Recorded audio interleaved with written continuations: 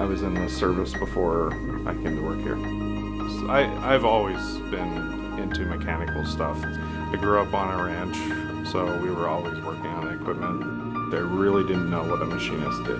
But as I worked as a laborer, I talked with the guys and learned more about it and fell in love with it. I was clueless as far as what really went on and how it worked. But as years progressed and seeing how you can make the products and the technology into it, it sparked my interest and made me want to advance more. And I went from operating just the field equipment to operating the manual equipment to operating the CNC equipment.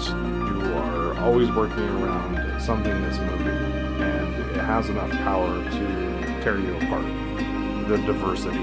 You can work on something as small as a quarter, and then you can also work on something that's as big as your house. That's the fun part. We can do more amazing things all the time. The best thing is that nobody here wants anybody else to fail. So everybody steps up to help the other person out. I am Evert Hill, and I am a machinist at L&H Industrial.